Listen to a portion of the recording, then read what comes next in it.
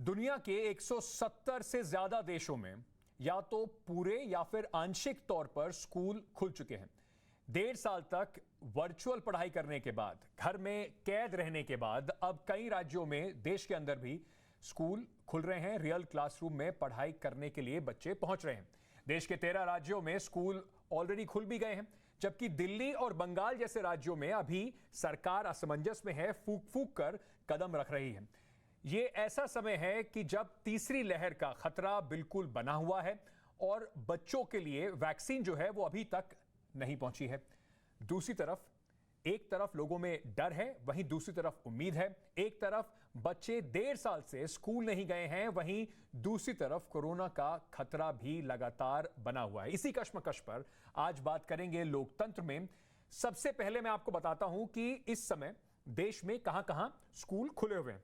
तो जल्दी से इस एलईडी वॉल पर आपको समझाने की कोशिश करते हैं कि कहां पर इस समय देश में स्कूल खुल गए हैं। आप देखिए, हरियाणा के अंदर स्कूल खोल दिए गए हैं। साथ ही साथ गुजरात आप देख रहे हैं, गुजरात में भी स्कूल खोल दिए गए हैं। 13 राज्यों में गुजरात भी शामिल है। पंजाब में भी कल से स्कूल खुले, कल पहला दिन था बच्चों का जब वो स्कूल पहुंचे। राजस्थान में भी स्कूल खोल दिए गए हैं और इसी के साथ साथ हिमाचल प्रदेश में भी स्कूलों में बच्चों की आवाजाही शुरू हो चुकी है। छत्तीसगढ़ में भी स्कूल खोल दिए गए हैं और साथ ही साथ तेलंगाना में भी बच्चे अब स्कूल वापस जाने लगे हैं।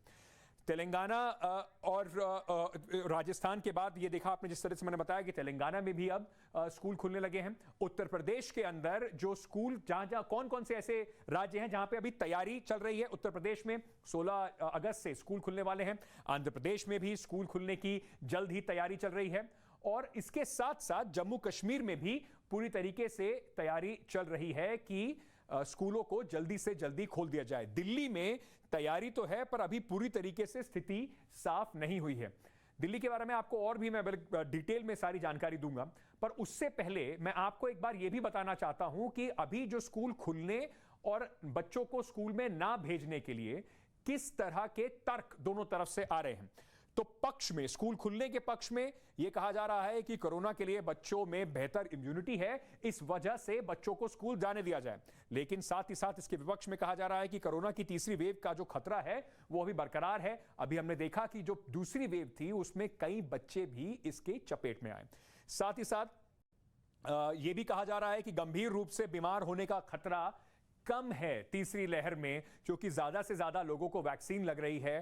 तो क्या इसी वजह से बच्चों को स्कूल भेजा जाना चाहिए? क्योंकि इसके विपक्ष में जो बातें हो रही हैं वो ये है कि अभी तक बच्चों के लिए वैक्सीन आई नहीं है। सितंबर तक उम्मीद है कि शायद वैक्सीन आ जाएगी, लेकिन अभी पूरी तरीके से ये क्लियर नहीं है कि कब तक वैक्सीन आएगी। घर में रहने से तनाव बढ़ रहा है, आत्मविश्वास घट रहा है, बच्चे ये भूल से गए हैं कि किस तरीके से औरों के साथ मिलजुल कर उनको आगे बढ़ना है। उसको लेकर भी एक चिंता बनी हुई है। स्कूल में दूरी बनाए रखने और वेंटिलेशन की जो चुनौती है वो इसके विपक्ष में एक तर्क है। साथ ही साथ डिजिटल डिवाइड, यानी कि ऑनलाइन क्लास में अब शहरों में, जैसे मैंने आपको बताया कि इंडिया और भारत में जो फर्क है वो स्कूल की एजुकेशन में भी दिख रहा है। कई जगह इंटरनेट की सुविधा नहीं है, बच्चों के पास वो संसाधन नहीं है जिनको लेकर वो स्कूल में जा सकें।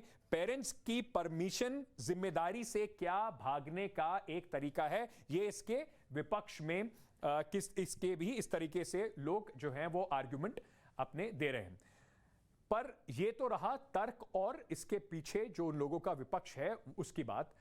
बच्चे खुद क्या कह रहे हैं, क्योंकि जैसे मैंने आपको बार बार बताया, लोकतंत्र में हमारे लिए सबसे जरूरी है आप, और आपकी आवाज को पहुंचाना हमारे लिए सबसे बड़ा उद्देश्य है। तो सुनते हैं बच्चे, उनके अभिभावक और साथ ही साथ प्रिंसिपल क्या कह रहे हैं इस पूरी कवायद पर। सर, इसमें पॉजिटिव एस्पेक्ट्स बहुत सारे हैं। यदि स्कूल आते हैं, बच्चे हमारे पास आते हैं, क्योंकि जो अभी हमने पीटीएम हुई है, बहुत सारे बच्चों के कांटेक्ट में रहते हैं हमारे सारे टीचर्स या हम लोग। तो बच्चों के पास ऑनलाइन क्लासेस को लेकर वो भी 100% सेटिस्फाई नहीं है, और हम लोग भी इतना जितना कि हम मेहनत कर रहे हैं उतना आउटपुट हमें नहीं मिल पा रहा है बच्चों का। बच्चा जब ऑफलाइन मोड में हमारे सामने होता है, फेस टू फेस होता है, तो हम बच्चों को उनकी साइकोलॉजी के accordingly face to face read कर हम बहुत सारी प्रॉब्लम्स को ईजिली सॉल्व कर पाते हैं। बच्चा भी अंडरस्टैंड कर पाता है, और टीचर के साथ जब बच्चा डायरेक्ट लिंक कनेक्ट में होता है तो उससे बच्चे को भी फ़ायदा होता है, और छोटी छोटी भी प्रॉब्लम्स हैं वो ईजिली रिजॉल्व हो जाती है स्कूल लेवल पर। सर, अभी एज अ पेरेंट हम नहीं चाहेंगे कि स्कूल खुले, क्योंकि अगर मान लो बच्चों को कुछ हो गया तो नहीं, मतलब बच्चों के लिए तो सब कुछ करते हैं ना, तो हम नहीं चाहेंगे अभी तो। अगर सब कुछ हालात ठीक हो जाए, कंडीशन बेटर हो जाए, तब तो ठीक है कि खोल दिए जाए। के स्कूल खुल जाने चाहिए। ऑनलाइन क्लासेस में उतना अच्छे से पढ़ाई नहीं हो पा रही जितनी कि हम चाहते हैं कि सही से हो। ऑनलाइन में बच्चे बहुत अच्छी पढ़ाई होती है, पर कहीं ना कहीं बच्चे जो फोकस कर पा रहा है, जो बोर्ड पे देख के पढ़ पाता था, टीचर का पूरा अटेंशन होता था, वहाँ थोड़ा सा नहीं हो पाता है। रेगुलर क्लासेस में बच्चे भी देखते हैं, पेरेंट्स भी मतलब सेटिस्फाई होते थे कि जो बच्चा पढ़ता है 100% नहीं हो पाता। तो सरकार को हम बोल रहे हैं कि बच्चों को स्कूल खोल दो, बच्चों को आना शुरू कर दो, प्रपोजल सर्कुलर निकाल दो, अखबारों में दे दो कि बच्चों को अपने भेजें माता पिता के सुझाव से ही। घर में बच्चे शायद अभी ऑनलाइन जो हम मोड से पढ़ा रहे हैं तो वो शायद इफ़ेक्टिव है और बच्चे उसे जितना भी सीख पा रहे हैं शायद वो सफिशिएंट है, क्योंकि कंडीशंस के अगर देखें तो अगर हम स्कूल में बुलाते हैं बच्चों को तो वो बच्चों के लिए सेफ़ नहीं है, क्योंकि यहाँ पर अभी सेफ्टी मेजर्स इतने सक्सेसफुल नहीं हैं कि बच्चे भी उनको फॉलो कर पाएँ। तो आई थिंक अभी थोड़ा टाइम लेना चाहिए गवर्नमेंट को कि वो स्कूल से ओपन ना करे। मैं 12th क्लास में हूँ। पास आउट हो गए क्या है? नहीं, अभी 12th में हूँ। अच्छा, स्कूल खुलने चाहिए कि नहीं, आपको क्या लगता है? स्कूल खुलने चाहिए क्योंकि जो घर पे ना वैसे पढ़ाई नहीं कर सकते, हम घर पे पढ़ ही नहीं पाते वैसे नॉर्मली, क्योंकि ऑनलाइन क्लास में उतना इंटरेस्ट नहीं होता। आजकल बच्चों आपको पता ही है, फ़ोन पे क्लास लेते टाइम कुछ और यूज़ करते रहते हैं और ऐसे ही होता है, इसलिए फ़ायदा ही नहीं है उसका कुछ। बच्चों के मन की बात भी आपने सुन ली, अभिभावकों के जो उन्हें लगता है कि खुलना चाहिए नहीं खुलना चाहिए, क्या खतरे हैं, वो भी बात आपने सुन ली। हमने आपको ये भी बता दिया कि इसके पक्ष और विपक्ष में क्या तर्क हैं। अब आपको सीधे ले चलता हूं, हमारे 3 खास मेहमान इस समय जो हमारे साथ लोकतंत्र में जुड़ रहे हैं। आपकी आवाज़ इन तीनों मेहमानों तक पहुंचाने की जिम्मेदारी हमारी, और बहुत बहुत स्वागत और शुक्रिया आप तीनों का हमसे जुड़ने के लिए। अरविंद पांडे जी हैं, ये प्राइमरी एजुकेशन मिनिस्टर हैं उत्तराखंड से। पांडे जी बहुत बहुत शुक्रिया आपका। कंवरपाल गुर्जर जी जुड़ रहे हैं हमारे साथ, हरियाणा के शिक्षा मंत्री हैं। गुर्जर जी बहुत बहुत शुक्रिया आपका हमसे जुड़ने के लिए। प्रेम साहित एकम साहब हैं, छत्तीसगढ़ के शिक्षा मंत्री हैं, आप भी हमारे साथ जुड़ रहे हैं। आप तीनों का बहुत बहुत स्वागत टाइम्स ऑन भारत में, लोकतंत्र में। जैसे कि मैंने बताया कि जरूरी था कि पेरेंट्स की चिंताएं जो हैं, बच्चों की, अभिभावकों की जो चिंताएं हैं, वो आप तक पहुंचाई जा सकें। मैं सबसे पहले आपसे शुरू करना चाहता हूं अरविंद पांडे जी। उत्तराखंड में स्कूल ऑलरेडी खुल गए हैं, क्या क्या तैयारियां हैं जिससे कि आप पेरेंट्स को ये बता पाएं कि उनको बिल्कुल भी आशंकित रहने की कोई भी जरूरत नहीं है, उनके बच्चे वहां पे सुरक्षित रहेंगे?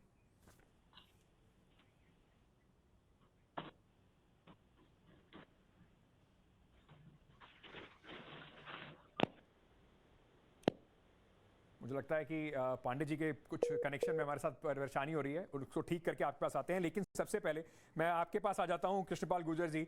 आपने भी बच्चों को स्कूल में भेजने की तैयारी पूरी कर ली है, तो अभिभावकों को आप क्या बताना चाहेंगे सर? भाई कंवरपाल जी, क्या बताना चाहेंगे आप अभिभावकों को कि उनको कितनी चिंता इस समय होनी चाहिए, क्योंकि अभी तक पूरी तरीके से आश्वस्त नहीं है, अभी भी डर है इस बात का कि कहीं बच्चों को कोरोना ना हो जाए?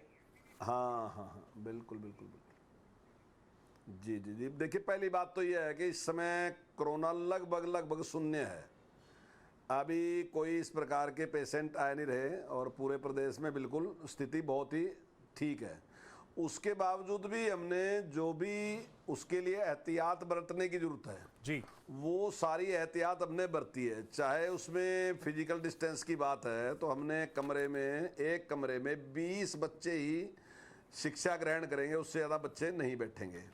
चाहे मास्क लगाने की बात है, चाहे सैनिटाइज की बात है, जब बच्चा स्कूल में आएगा उसका टेम्परेचर चेक करने की बात है, तो ऐसी जो भी ऐसी ज़रूरी चीज़ें हैं जिनको हमें ध्यान रखना चाहिए, उन सभी चीज़ों का हमने ध्यान रख रहे हैं स्कूल में। और हम पूरा विश्वास दिलाते हैं कि कोई इसमें डरने की, घबराने की बात नहीं है बिल्कुल भी। और बहुत अच्छे परिणाम भी हैं। इस टाइम हमारे पास 60% से ज़्यादा बच्चे स्कूल में आ रहे हैं जी। जो स्कूल ज्वाइन किया जिन्होंने, वो 60% से ज़्यादा बच्चे हैं। तो मैं समझता हूँ कोई घबराने की बात है नहीं इसमें भी। प्रेम साहित एकम साहब, और आपके छत्तीसगढ़ में एक और बात मैं कहना चाहूँगा आपसे। हाँ सर, बताइए। हाँ, मैं ये कहना चाह रहा था कि जिस प्रकार की बात एक आपके सामने आती है कि थर्ड वेव आने वाली है जी, तो थर्ड वेव का कोई इंतजार नहीं कर सकते कि थर्ड वेव कब आएगी। हाँ। तो लेकिन हमारी पूरी चौकसाई है कि अगर इस प्रकार की कहीं भी कोई खतरा होगा तो निश्चित तौर से जो बच्चों का स्वास्थ्य है वो हमारे लिए ज़्यादा महत्वपूर्ण है स्कूल खोलने से। तो अगर ऐसा कोई परिस्थितियां सामने आती हैं तो निश्चित तौर से चाहे स्कूल बंद करने की जरूरत पड़ोगी या जो भी जिस प्रकार की भी जरूरत होगी जी, उसी प्रकार से हम इसको कंट्रोल करेंगे, उसके ऊपर करेंगे। सर बने रहिए हमारे निर्णय साथ। लेंगे। मैं एक बार छत्तीसगढ़ के शिक्षा मंत्री श्री प्रेम साय टेकम साहब को भी इसमें ले आता हूं। आपसे पूछना चाहता हूं सर, जब सेकेंड वेव आई थी कोरोना की तो छत्तीसगढ़ में जिस तरीके की तबाही हुई थी वो बहुत ही भयावह थी, लोग बहुत डर गए थे। अब स्कूल खोलने की बात हो रही है, सरकार की क्या क्या तैयारी है जिससे कि बच्चे जब स्कूल में जाएं तो माँ बाप आश्वस्त रह सकें कि उनके बच्चों को किसी तरह की कोई तकलीफ नहीं होगी?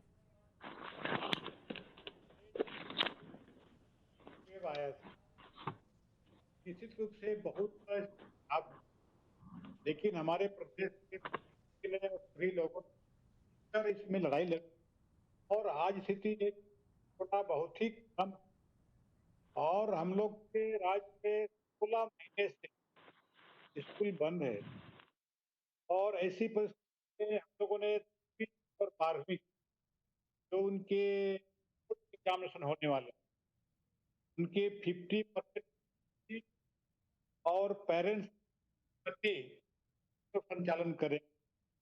कोविड के गाइडलाइन है, फिजिकल डिस्टेंस हो, बच्चों की संख्या की बात हो, मास्क लगाने की बात, हम लोग उसमें करेंगे। ग्रामीण क्षेत्र प्राथमिक शाला जी, कक्षा 8 वहां पर कहा गया है निर्वाचित प्रतिनिधि पालक के प्रतिनिधि स्कूल शिक्षा समिति रहे उनके सहमति से और इन क्षेत्रों में संक्रमण का प्रतिशत 1% से होगा ऐसी स्थानों की शिक्षा का स्कूल खोलने का प्रयास। ठीक है, क्योंकि कई पालक और कई बालक हमारे पास फोन आते हैं, व्हाट्सएप आते हैं, स्कूल कब खोल रहे हैं, होना चाहिए राय के लिए राजनीतिक लोग से राय क्या है खुलना चाहिए, लेकिन पूरी के साथ स्कूल का संचालन करें। जहाँ तक रही थर्ड की बात उसमें अलग अलग मत आपके सिम्स की डॉक्टर बच्चों में इम्यूनिटी अधिक होती है जी, इसलिए चाहिए। टेकम साहब आपकी आवाज थोड़ी कट कट के आ रही है, तो कोशिश करते हैं उसको थोड़ा सा ऑडियो और बेहतर करने की जिससे कि हमारे दर्शक सीधे सीधे आपको बिल्कुल स्पष्ट तरीके से सुन पाएं।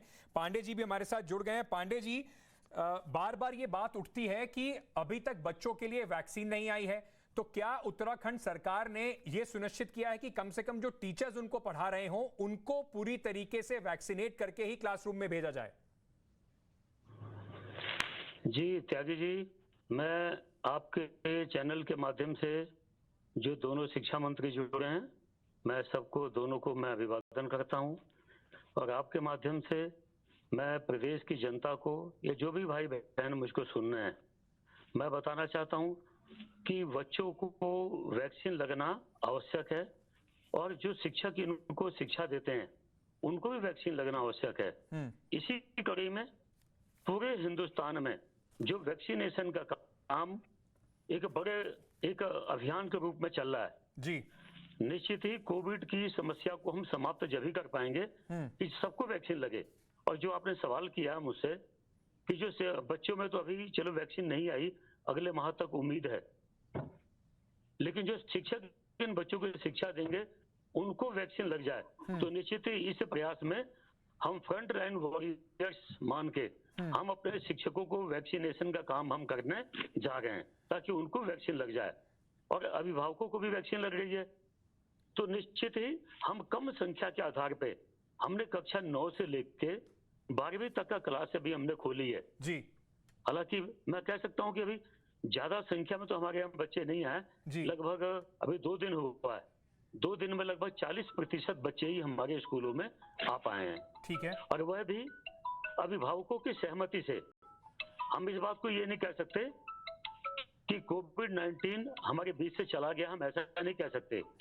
कोविड है ये इतना खतरनाक है कि कभी भी आ सकता है, और इससे समाधान अपने बच्चों का जीवन बचाना, ठीक है, यह किसी एक व्यक्ति का नहीं है, सरकार की, अभिभावकों की, सबकी सामूहिक जिम्मेवारी है। जी, हमको मिलजुल कर इससे निपटना है। लेकिन सरकार की जो कोशिश है कि कोविड-19 की जो गाइडलाइन है, उस गाइडलाइन का 100% हमने पालन किया है। कंवरपाल जी, सैनिटाइज हो, चाहे मास्क हो, चाहे सोशल डिस्टेंस हो, हमारे शिक्षकों का वैक्सीनेशन हो, इन सबको हमने प्राथमिकता दी है। प्राथमिकता आपने दी है। मैं कुछ और भी सवाल आपसे पूछना चाहता हूं, लेकिन कंवरपाल जी, क्योंकि हरियाणा में स्कूल ऑलरेडी खुले हुए हैं, आप तो अभी तक का आपका अनुभव क्या रहा है? क्योंकि बार बार ये बात जो कही जा रही है, जैसे यूरोप के कई देशों में माता पिता जो खुद वैक्सीनेटेड हैं, उन्हीं के बच्चों को अलाउ किया जा रहा है। बच्चे अगर मान लीजिए उनके माता पिता वैक्सीनेटेड नहीं है, तो खतरा रहता है कि वो स्कूल से घर जा रहे हैं, घर से वापस स्कूल आ रहे हैं, तो वो कैरियर बन के वापस आ सकते हैं। उसको लेकर क्या आप तैयारी कर रहे हैं सर? देखिए, इस प्रकार का तो कोई हमने ऐसा आदेश नहीं दिया कि बच्चे या अभिभावक वैक्सीनेट होने चाहिए, लेकिन हरियाणा में 60% से ज़्यादा जो हैं वो वैक्सीनेट हो चुके हैं, और हमारे टीचर जो हैं वो 70% से ज़्यादा वैक्सीनेट हैं। और मैं आपके चैनल के माध्यम से विश्वास दिलाता हूं कि बहुत जल्दी हमारे सारे टीचर जो हैं वो उनको वैक्सीन दे दी जाएगी। अभी तक का कैसा अनुभव रहा है? क्योंकि आपके यहाँ ऑलरेडी स्कूल खुले हुए हैं, तो क्या कहीं पर किसी तरह की कोई परेशानी आई? हाँ, अभी मैंने आपसे जी अभी मैंने आपसे बताया था कि हमारे यहाँ इस टाइम 60% से ज्यादा जो बच्चे हैं उन्होंने स्कूल में आना शुरू कर दिया है। और वो जैसा अभी माननीय मंत्री जी ने भी कहा, हमने भी इसी प्रकार से मतलब अभिभावकों की सहमति के साथ ही बच्चे बुलाए कि अगर अभिभावक सहमति देंगे तभी हम बच्चों को स्कूल में बुलाएंगे, और वो उनकी सहमति से आ रहे, और लगभग 60% बच्चे आ रहे। अभी हमारे यहाँ एक स्कूल ऐसा है जहाँ पे 6 बच्चे जो हैं वो कोरोना पॉजिटिव मिले हैं। हमने स्कूल को उसको बंद कर दिया, और हमारा पूरा ध्यान है इसकी तरफ कि कहीं भी इस प्रकार की घटना ना दोहराई जाए। ये बहुत ज़रूरी जानकारी है, जहां पर स्कूल को पूरी तरह से बंद कर दिया गया, लेकिन अभी भी, और इन्हीं को लेकर प्रेम साई साहब, इन्हीं को लेकर अभिभावकों में चिंता है कि पूरी तरह से सुरक्षित नहीं। तो जैसे कंवरपाल जी बता रहे थे, जैसे मुझे कृष्णपाल जी बता रहे थे कि जो अभिभावकों की जो अनुमति के बाद ही बच्चों को स्कूल में आने दिया जा रहा है, तो क्या छत्तीसगढ़ में भी इस तरह की ही है कि बच्चे जब तक माँ बाप उनको लिख कर नहीं देंगे, पूरा एक रिटर्न परमिशन नहीं देंगे, तब तक बच्चों को स्कूल में नहीं आने दिया जाएगा? नहीं, छत्तीसगढ़ में एक तो कल से हम शुरू किए हैं 2 अगस्त से ही, और जो गाइडलाइन हम लोग जारी किए हैं उसमें यही है कि 50% बच्चे उसमें आएंगे और पालकों की सहमति उसमें रहेगी जी, और उसमें अनिवार्य किया गया है और पूरे जो कोविड-19 का जो गाइडलाइन है उसका पूरा पालन किया जाएगा। हमारे यहाँ टीचर लगभग 80% का सिंगल डोज वैक्सीनेशन उसका हो गया है, तो इसमें बाकी उसको भी जल्दी उसको हो जाएगा। तो और कल ही शुरू हम लोग किए, तो कल लगभग 40 से 45% बच्चे स्कूल आए, और हम लोग भी कई जनप्रतिनिधि स्कूलों में गए वहां देखने के लिए, तो लोगों में एक उत्साह था और कई की प्रतिक्रिया भी ली गई। सबने कहा कि नहीं, स्कूल को खोलना चाहिए, और वहाँ जो ऑनलाइन पढ़ाई चली रही है ऑफलाइन भी उसको करना चाहिए, और ऑफलाइन के अगर पढ़ाई हो रहा है तो ऑनलाइन भी चालू रहेगा हमारे यहाँ। इस प्रकार की भी व्यवस्था हम लोग कर रहे हैं। पर अगर मान लीजिए प्रेम साई जी, कोई माता पिता में अभी भी आशंकित हैं और वो अपने बच्चे को वहां जाने की परमिशन नहीं देते हैं, तो ऐसे बच्चों की पढ़ाई सफर ना हो, उसके लिए भी क्या कुछ तैयारी कर रही है सरकार?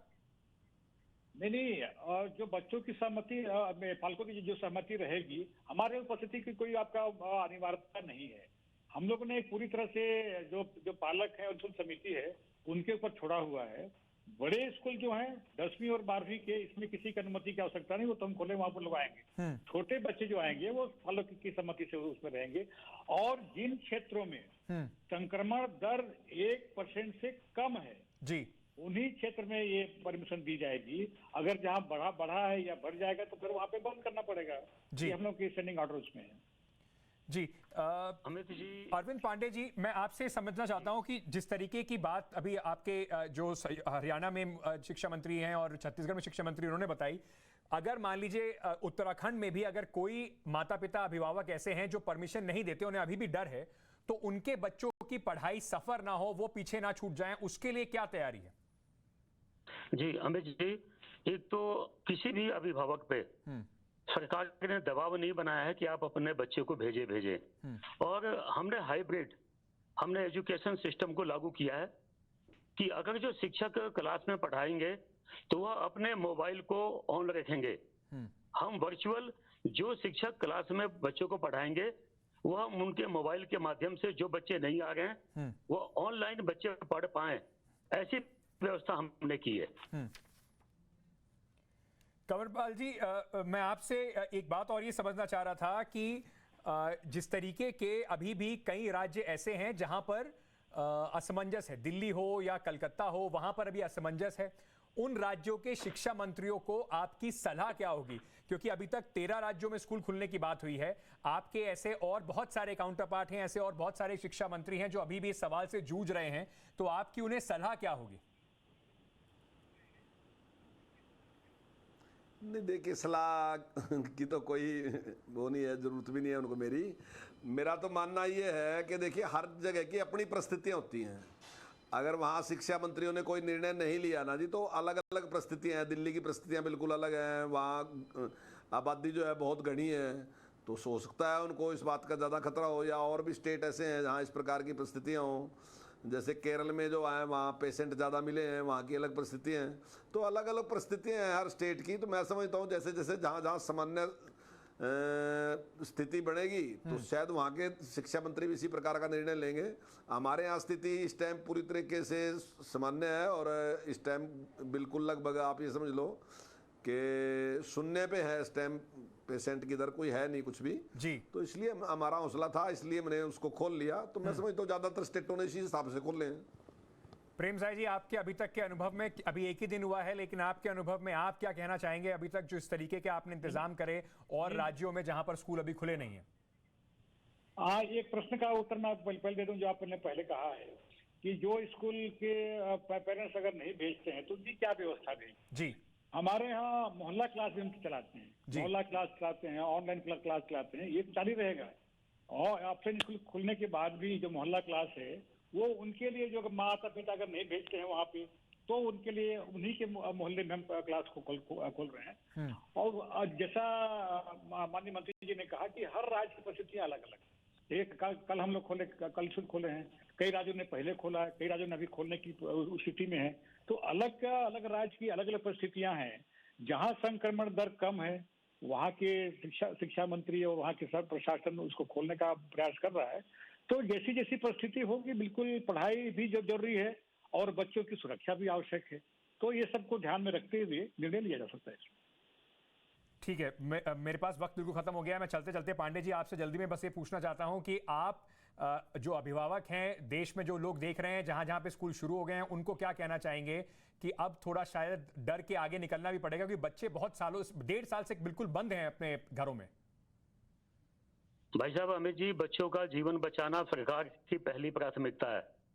हम बच्चों के जीवन से कोई खिलवाड़ नहीं कर सकते। और स्टेट में जहां जहां परिस्थितियां सामान्य है जी, वहां सभी जगह स्कूल खुल रहे हैं। और मैं अभी भी आपके माध्यम से कहना चाहूंगा कि कोविड हमारे बीच से गया नहीं है। बच्चों के जीवन हमारी प्राथमिकता है जी, और इनके जीवन को बचाते हुए हमको कोई निर्णय लेना चाहिए। और कोरोना कभी भी लौट सकता है, इसलिए इसमें कोई बहादुरी दिखाने की आवश्यकता नहीं है जी। हमारा सबको सुझाव है कि जहां जैसी परिस्थितियां सामान्य हो, हमको बच्चों के जीवन को देखते हुए, और कोविड काल में ही जीवन भी जीना है। बिल्कुल, हम ये नहीं कह सकते कोरोना 1 महीने बाद या 2 महीने बाद खत्म होने वाला तो हम निश्चिंत हो जाएं।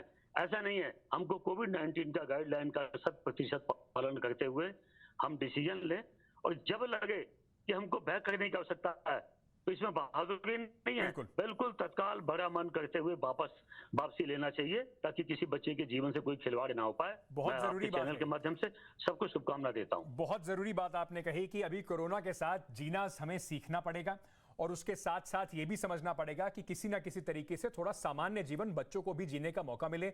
जैसे जैसे वैक्सीनेशन बढ़ती जाएगी, खतरा थोड़ा कम होता जाएगा। और अगर, जैसा आपने कहा, बहादुरी की कोई बात नहीं है, अगर कहीं पर कुछ केस बढ़ते हैं तो उसको कृष्णपाल गुर्जर जी भी कह रहे थे, कुंवरपाल गुर्जर जी भी कह रहे थे यही बात कि एक स्कूल में 6 बच्चे को कोरोना हुआ, उसके बाद स्कूल को पूरी तरीके से बंद कर दिया गया।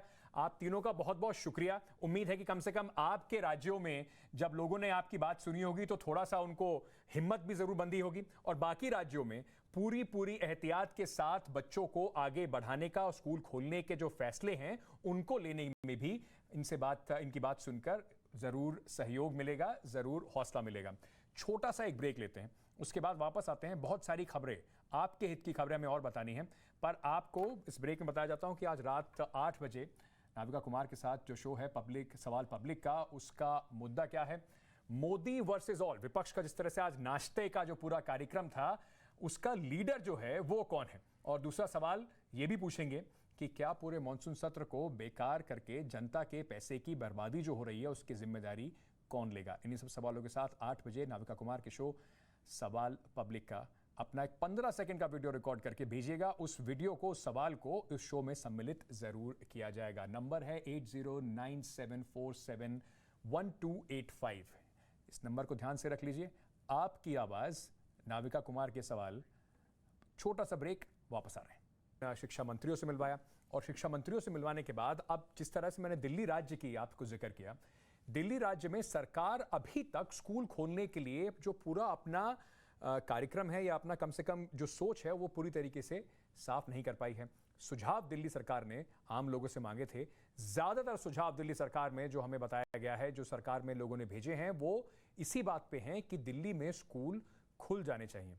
लेकिन सरकार कब तक फैसला लेगी, दिल्ली में स्कूल कब तक खुलेंगे, और कब स्कूल जाने के बाद अपने दोस्तों से मिलने का उत्साह, किस तरीके से बच्चे दोबारा से इस पूरी जो प्रक्रिया है इसमें हिस्सा बन पाएंगे, जो उनके माता पिता हैं, अभिभावक हैं, उनका डर कब तक निकल पाएगा, इसको लेकर आपको दिखाते हैं हमारी विशेष रिपोर्ट।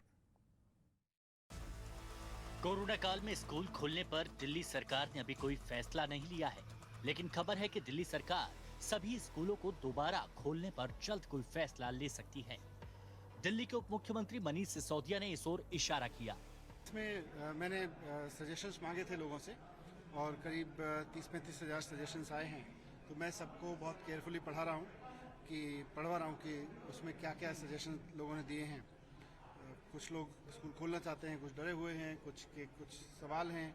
तो बहुत कैटेगरिकली दिल्ली के अगर 30-35 हज़ार लोगों ने अपनी राय दी है तो हम उसको स्टडी करा रहे हैं, और बहुत जल्द आपके सामने रखेंगे कि क्या लोग कह रहे हैं, और उसके बेस पर कुछ डिसीजन होगा।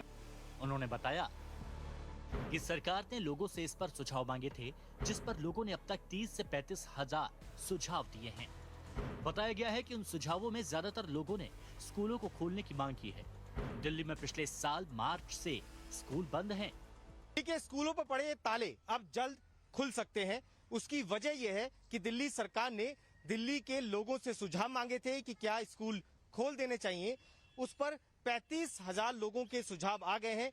शुरुआती सुझाव में लोग ये बात कह रहे हैं कि दिल्ली में स्कूल खोल देने चाहिए। दिल्ली सरकार भी इस बात को अच्छी तरह समझती है कि कोरोना के दौरान बच्चों को कोई नुकसान ना हो, इसके लिए सुझावों पर विचार करना सबसे ज्यादा जरूरी है। अभी बच्चों को वैक्सीन नहीं लगी है, लेकिन एक सोच जरूर है पेरेंट्स की कि बच्चों को ये स्कूल कब खुलेंगे। आपके साथ आपका बच्चा मौजूद है, आप स्कूल के सामने खड़ी हुई हैं। क्या स्कूल खुल जाने चाहिए? स्कूल खुल जाने चाहिए, क्योंकि बच्चे घर में पड़े पड़े बोर हो रहे हैं, पढ़ भी नहीं पाते हैं सही तरीके से। बस यही है कि बस बीमारी बच्चों को ना लगे, जल्द से जल्द वैक्सीन लगे। डर तो रहता है, क्योंकि आपने वैक्सीन लगवा ली। डर हाँ, मैंने तो लगवा ली, लेकिन आपके बच्चे को वैक्सीन नहीं लगी है अभी। बच्चों को वैक्सीन लग जाए, बस पूरी तरीके से सुरक्षित हो जाए, बच्चे स्कूल आए, बस यही है, और क्या। बेटा, आपको भी स्कूल की याद सता रही है क्या?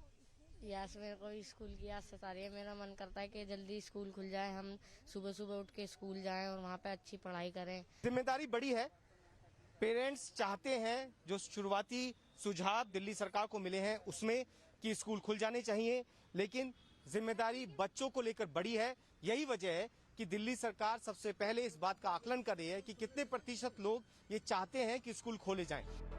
भारत में अब तीसरी लहर का खतरा मंडरा रहा है। पिछले 24 घंटे में 30,000 से ज्यादा नए कोरोना के मामले सामने आए हैं। इसी बीच विशेषज्ञों ने तीसरी लहर को लेकर चेतावनी जारी कर दी है। तीसरी लहर की नहीं आई है ऐसा प्रतीत होता है, और अगर आती है तो बिल्कुल ये हम लोगों की लापरवाही की वजह एक तीसरी लहर की वजह बन सकती है। दिल्ली में तीसरी लहर को लेकर अस्पतालों में तैयारियां तेज हो गई हैं। दिल्ली के एलएनजेपी अस्पताल में 2000 ऑक्सीजन बेड्स लगाए गए हैं। साथ ही बच्चों को लेकर भी खास तैयारियां की गई हैं। लेकिन तीसरी लहर की आहट के बीच स्कूलों को खोलना राज्यों की सरकारों के लिए भी एक बड़ी चुनौती होगी। दिल्ली से पुलकित नागर के साथ वरुण भसीन की रिपोर्ट। और इस पूरी चुनौती की एक सब बड़ी कड़ी होगी कि बच्चों को वैक्सीन कब तक मिल जाएगी, क्योंकि जब वैक्सीन मिल जाएगी तो माता पिता जो अभिभावक हैं उनके कम से कम दिमाग से डर थोड़ा निकल जाएगा। तो क्या है बच्चों की वैक्सीन की स्थिति, बताता हूं आपको कि कहां पे अभी ट्रायल पहुंचे हैं, कौन सी वैक्सीन जल्दी आ सकती है। ये देखिए, 1 महीने में चांसेस यही हैं कि 1 महीने में आ सकती है बच्चों के लिए वैक्सीन। ये देश के स्वास्थ्य मंत्री ने इस तरह का दावा किया है। डॉक्टर गुलेरिया ने भी, जो एम्स के निदेशक हैं, उन्होंने भी कहा है कि 1 महीने में सितंबर तक वैक्सीन आने के चांसेस हैं। कहां पर है अभी, स्थिति क्या है? जायडस कैडिला की जो वैक्सीन है, डीएनए वैक्सीन, उसका ट्रायल खत्म हो चुका है और इमरजेंसी मंजूरी का जो उसको लेनी पड़ती है सरकार से, वो मिलने के चांसेस हैं। जल्द से जल्द वो मिलने के उम्मीद भी लगाई जा रही है। इसके अलावा भारत बायोटेक की एक वैक्सीन है। भारत बायोटेक की वैक्सीन जल्द ही आ सकती है। भारत बायोटेक एक नेजल वैक्सीन भी बना रहा है बच्चों के लिए। 12 से 18 साल के कम से कम जो बच्चे हैं उनको ये वैक्सीन लगाई जा सकती है। साथ ही साथ फाइजर और मॉडर्ना की वैक्सीन जो है, यूरोप में इसको मंजूरी मिल चुकी है। फाइजर और मॉडर्ना की वैक्सीन यूरोप में और अमेरिका में 12 से 18 साल के बच्चों को ऑलरेडी लगाई जा रही है। भारत में अभी इसकी मंजूरी नहीं है और कब तक ये हो पाएगा, इसके ऊपर एक प्रश्न चिन्ह अभी लगा हुआ है। इसमें देरी की जो वजह है, ना सिर्फ बच्चों के लिए बल्कि बड़ों के लिए भी इस वैक्सीन को अभी तक उम्मीद लगाई जा रही है कि जल्दी से जल्दी ये वैक्सीन आ जाएगी। अब क्योंकि हम कोरोना की तीसरी लहर की बात कर रहे हैं, कहीं पर अभी धीरे धीरे रिस्ट्रिक्शंस खुल रहे हैं, स्कूलों की बात तो हो चुकी, पर मैं आपको बताता हूं कि हमारा दिल्ली से आपको सीधे अगर मुंबई ले चलूं तो मुंबई में दुकानें जो धीरे धीरे जिस तरह से रिस्ट्रिक्शन हटाए जा रहे हैं, उसमें अब बचे हुई दुकानों को भी खोलने का समय बढ़ा दिया गया है। रेस्टोरेंट चलाने वालों को अभी कोई राहत महाराष्ट्र की सरकार ने नहीं दी है। महाराष्ट्र में एक वक्त था जब देश में सबसे ज्यादा केस महाराष्ट्र से आ रहे थे, जबरदस्त पाबंदियां लगाई गई थी। अब धीरे धीरे ये पाबंदियां हटाई जा रही हैं, लेकिन नई गाइडलाइंस जो हैं उससे रेस्टोरेंट मालिक बिल्कुल भी खुश नहीं हैं। पिछले 1.5 साल से ज्यादा में उनका धंधा बिल्कुल बैठने वाला है। आपको दिखाते हैं महाराष्ट्र से, मुंबई से हमारी सहयोगी शिवानी मिश्रा की यह रिपोर्ट। मुंबई में जहां एक तरफ अब अनलॉक की प्रक्रिया शुरू हो रही है, उसी बीच में सरकार के लिए गए कायदे कानून में जो बदलाव आए गए हैं, मतभेद नजर आ रहा है दुकान मालिकों और रेस्टोरेंट मालिकों के बीच में। फिलहाल हम मुंबई के दादर इलाके में स्थित आदर्श रेस्टोरेंट में मौजूद है, जहां की तस्वीरों के जरिए आप देख पाएंगे किस तरह से जो लोग अभी खाना खाने पहुंचे हैं, और ये जो सारी टेबल्स हैं फिलहाल पूरी की पूरी तरह से खाली है। जहां पर एक वक्त पर कोरोना के पहले कतार में लगाकर लोग अपनी बारी का इंतजार करते थे, वहां पर फिलहाल ये जो सारे टेबल्स हैं वो पूरी तरह से खाली हैं। बता दें कि रात को दुकान 10 बजे तक खुली रह सकती है, जिनकी परमिशन अब तक सिर्फ 4 बजे तक की थी। वहीं रेस्टोरेंट्स मालिकों का भी यही मानना था कि जिस तरह से दुकानदारों को राहत दी गई है, कहीं ना कहीं रेस्टोरेंट्स में भी इसका कुछ असर देखने को मिलेगा, लेकिन ऐसा कुछ नहीं हुआ है, जिसकी वजह से नाराजगी भी है लोगों के बीच में। ओनर संकेत से बात करेंगे कि फिलहाल रेस्टोरेंट्स को किसी भी तरीके की छूट नहीं दी गई है, इस बारे में क्या कहना चाहिए? इसके बारे में बहुत नाराज़ी है, क्योंकि एक्चुअल टाइमिंग है 1 से 4 बजे तक खाने का। वही टाइम में लोग आके खाना खा के जाते हैं, पर अभी रात का डिनर का क्या? सो उतना हमारा sale, we are losing the sale. और बाकी सारे दुकानों को 10 बजे तक चालू करने की अनुमति दी है, पर हमें क्यों नहीं? हमने क्या किया है? ऐसा थोड़ी है कि यहाँ पे ही कोविड स्प्रेड होता है। फर्स्ट वेव में भी जब अनुमति दी थी रात को 10 बजे तक चालू करने के लिए अक्टूबर में, तो अक्टूबर से लेके फरवरी तक कोई हमारे यहाँ पे डाइनिंग करके भी कोविड बढ़ा नहीं था। इसका ये मतलब है कि रेस्टोरेंट के वजह से किधर प्रूफ भी नहीं हुआ है कि रेस्टोरेंट के वजह से ही कोविड बढ़ता है। तो ये सिंगल आउट टारगेट क्यों किया जाता है रेस्टोरेंट का बार बार? जिस तरह से आपने अभी यहाँ पर सुना कि जो ना सिर्फ बड़ी दुकानें हैं बल्कि जो रास्ते पर लगने वाली भी छोटी मोटी दुकानें होती हैं उन्हें इजाज़त दी गई है रात के 10 बजे तक खुले रहने की, जिसके चलते ही रेस्टोरेंट्स मालिकों का भी यही विचार था कि उन्हें भी रात के 10 बजे तक या पहले की तरह रात के 11 बजे तक सुचारू रूप से आगे चलने की अनुमति मिलेगी। लेकिन ऐसा नए प्रस्ताव में कहीं भी नजर नहीं आया है। गाइडलाइन से फिलहाल आधी जनता जहाँ खुश है वहीं रेस्टोरेंट्स और होटल मालिक जो है वो नाखुश नजर आ रहे हैं। देखना ये होगा कि अपनी जब नामंजूरी दर्ज करने के बाद क्या सरकार, क्या बीएमसी इन सारे अपने नए गाइडलाइंस में किसी तरीके के बदलाव लाती है या फिर नहीं। कैमरा पर्सन वसंत के साथ Shivani Mishra, times now of Bharat, Mumbai. Mumbai में किस तरीके से रेस्टोरेंट मालिक खुश नहीं हैं, जाने से पहले मैं एक ऐसी खबर आपके सामने लाना चाहता हूं और हमारी उम्मीद यही है, हमारी प्रार्थना यही है कि भगवान न करे कभी आपको इसका सामना करना पड़े, पर एक ऐसी खबर जिसका आपके जीवन पे सीधा असर हो सकता है, क्योंकि भारत उन देशों में से है जहां पर सड़क पर एक्सीडेंट से होने वाली मौतों में सबसे ज्यादा आंकड़े भारत से आते हैं। और हिट एंड रन के जो केस होते हैं, जिस तरह से मार के लोग भाग जाते हैं, उसमें कई बार यह देखा जाता है कि टक्कर मारने वाला सीधी जो मारने के बाद गाड़ी लेकर बिल्कुल गायब हो जाता है, उसका मालिक पकड़ में नहीं आता है और उसकी जिस व्यक्ति की जिसको टक्कर लगती है अगर उसकी मौत हो जाती है तो उसके परिवार को बहुत ही कम मुआवजा मिलता है। अब मैं आपको एक खबर इसलिए भी बताना चाहता था क्योंकि अब इसमें सरकार कुछ बदलाव कर रही है। सरकार ने हिट एंड रन जो मामले हैं जिसमें लोगों को पता नहीं चलता, उसमें परिवहन मंत्रालय ने एक नया नियम अब लाने जा रही है, जिसके तहत हिट एंड रन के जो केसेस हैं उसमें गाड़ी के मालिक का अगर पता भी ना चले तो उसके बाद भी बड़ा मुआवजा, 8 गुना ज्यादा मुआवजा लोगों को मिलेगा। अगर उनकी मौत हो जाती है किसी की तो पहले 25,000 रुपए मिलता था, अब उस मुआवजे को बढ़ाकर 2 लाख रुपए करने की सरकार की तैयारी है। गंभीर चोट लगने पर जिस तरीके से जो मुआवजा था वो पहले काफी कम था, जो गंभीर चोट लगने पर पहले करीब 12,500 मिलते थे, अब 50,000 रुपए तक सरकार इसको बढ़ाने की तैयारी कर ली है। इसके बाद जो मोटर व्हीकल एक्ट है उसके अंदर एक एक्सीडेंट फंड बनाने की भी तैयारी की जा रही है, जिससे ये मुआवजा लोगों तक पहुंचाया जा सके। इसी तरह से अगर एक्सीडेंट करने वाली गाड़ी और उसके जो मालिक हैं अगर उनको पकड़ लिया जाता है और वो वहां पर लेकिन जिस व्यक्ति को टक्कर लगी है उसकी मौत हो जाती है तो पहले उसकी जो न्यूनतम जिस तरीके की जो मुआवजा था वो अब 5 लाख होगा और साथ ही साथ मौत होने पर 5 लाख का मुआवजा इंश्योरेंस कंपनी से सीधे उनको दिलाया जाएगा। तो इस तरीके से सरकार कोशिश कर रही है कि गंभीर रूप से घायल लोग जो हैं उन्हें 2.5 लाख का मुआवजा, जो थर्ड पार्टी इंश्योरेंस जिसको आप बोलते हैं, वो जो है इंश्योरेंस कंपनी से करीब 2.5 लाख रुपए तक का इस पे मुआवजा दिलाया जाएगा। मैं आपको एक बार आंकड़े जरूर दिखाना चाहता हूं, इस उम्मीद से कि हम सब सड़क पर बहुत सावधानी से चलेंगे। 2019 में हिट एंड रन के केसेस में इस देश ने 29,354 लोगों की मौत हो गई। इस देश में 29,354 लोगों ने सड़क पर दम तोड़ दिया। 67,000 और 751 लोग जो हैं वो अब इसमें गंभीर रूप से घायल हुए। कुल मिलाकर हमारी उम्मीद यही है कि किसी को भी इस तरीके का सामना ना करना पड़े, पर ये एक सराहनीय कदम है सरकार का कि अगर भगवान ना करे आपके साथ कोई हादसा होता है तो कम से कम आपके परिवार के लिए सरकार कुछ जरूर कर रही है। ओलंपिक मेडल जीत कर, जैसे मैंने आपको पहले बताया था, पीवी सिंधु जो हैं वो वापस आ चुकी हैं और अब उनका जबरदस्त स्वागत भी हुआ है।